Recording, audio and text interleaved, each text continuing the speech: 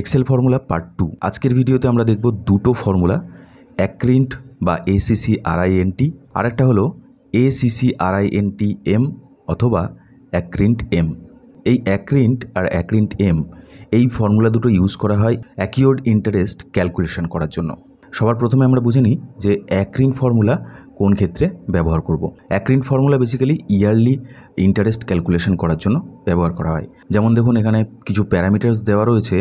এই প্যারামিটার্সের সব প্রথম রয়েছে পার ভ্যালু, অর্থাৎ এটাকে আমরা বলতে পারি লোন অ্যামাউন্ট।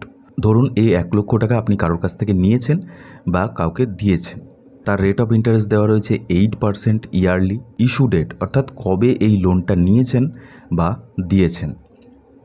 এরপরে রয়েছে ফার্স্ট ইনস্টলমেন্ট ডেট বা ইন্টারেস্ট ডেট।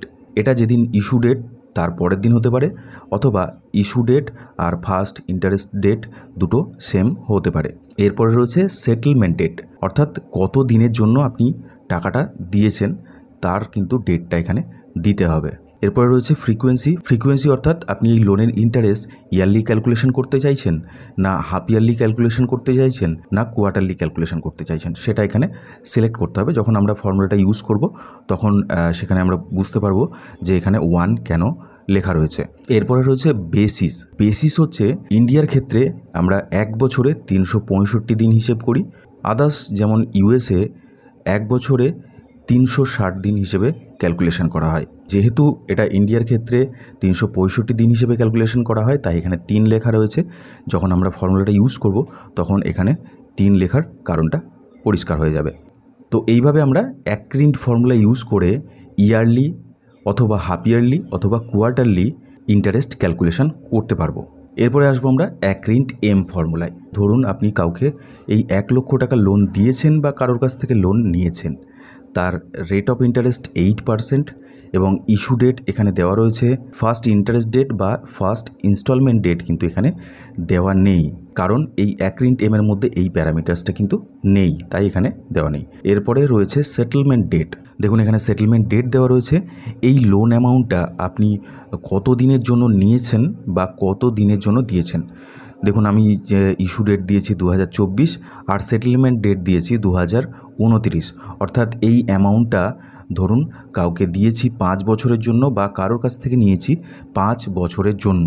তো এই 5 বছরের টোটাল ইন্টারেস্ট কত হবে সেটা বার করার জন্য আমরা ইউজ করব অ্যাক্রিন্ট এম ফর্মুলা। তো চলুন আমরা ফর্মুলাটা ইউজ করি। সবার প্রথমে অ্যাক্রিন্ট ফর্মুলা ইউজ করব। ইকুয়াল টু দেওয়ার পরে আমরা লিখব অ্যাক্রিন্ট, ব্র্যাকেট শুরু, ফার্স্ট প্যারামিটার রয়েছে ইস্যু, আমাদের ইস্যু ডেটটা এখানে সিলেক্ট করে দিতে হবে, কমা দেব। এরপরে রয়েছে ফার্স্ট ইন্টারেস্ট ডেট বা ফার্স্ট ইনস্টলমেন্ট ডেট, এই সেলটাকে সিলেক্ট করে দেব, কমা দেব। এরপরে রয়েছে সেটেলমেন্ট ডেট আমার এখানে দেওয়া রয়েছে, সিলেক্ট করে কমা দেব। এরপরে রয়েছে রেট আমার এখানে দেওয়া রয়েছে, রেটের সেলটাকে সিলেক্ট করে দেব, কমা দেব। এরপরে রয়েছে পার ভ্যালু আমার এখানে রয়েছে 1 লক্ষ টাকা, আমি এই সেলটাকে সিলেক্ট করে দেব, কমা দেব। এরপরে রয়েছে দেখুন ফ্রিকোয়েন্সি, যেটা তখন আমি বলছিলাম। দেখুন ফ্রিকোয়েন্সির ক্ষেত্রে এখানে 3টে অপশান দেওয়া রয়েছে, অ্যানুয়াল, সেমি অ্যানুয়াল আর কোয়ার্টারলি। আপনি অ্যানুয়ালি ক্যালকুলেশন করতে চাইলে 1 লিখতে হবে, সেমি অ্যানুয়াল অর্থাৎ 6 মাসের জন্য ক্যালকুলেশন করতে চাইলে 2 লিখতে হবে, আর কোয়ার্টারলি অর্থাৎ 3 মাসের জন্য ক্যালকুলেশন করতে হলে আপনাকে এখানে 4 লিখতে হবে। তো আমি এখানে অ্যানুয়ালি ক্যালকুলেশন করে দেখাচ্ছি, তো আমি এখানে 1 লিখব, কমা দেব। এরপরে রয়েছে বেসিস, যেটা আমি তখন বলছিলাম। দেখুন ইউএসের ক্ষেত্রে 1 বছরে কিন্তু 360 দিন হিসেবে ক্যালকুলেশন করা হয়। তো আমাদের ইন্ডিয়াতে যেহেতু 365 দিন হিসেবে ক্যালকুলেশন করা হয়, তাই দেখুন এটা 3 নম্বরে রয়েছে, তাই আমি এখানে লিখব 3, যেহেতু আমরা 365 দিন হিসেবে ক্যালকুলেশন করব। এরপর রয়েছে ক্যালসি মেথড, যেটা অপশনাল, এটা না দিলেও হবে। তো আমি এখানে ব্র্যাকেটটা ক্লোজ করে দেব, এন্টার দেব। তাহলে দেখুন আমার ইয়ারলি ইন্টারেস্ট কত হবে সেটা কিন্তু বেরিয়ে গেছে। এরপরে আসবো আমরা অ্যাক্রিন্ট এম ফর্মুলায়। ইকুয়াল টু অ্যাক্রিন্ট এম, ব্র্যাকেট শুরু, সব প্রথমে রয়েছে ইস্যু ডেটটা আমি এখান থেকে সিলেক্ট করে দেব, কমা দেব। এরপর রয়েছে সেটেলমেন্ট ডেট, এখানে কিন্তু ফার্স্ট ইন্টারেস্ট ডেট বা ফার্স্ট ইনস্টলমেন্ট ডেট প্যারামিটার্স নেই, তো আমি এখানে সেটেলমেন্ট ডেট দিয়ে দেবো, এখানে দেওয়া রয়েছে, কমা দেব।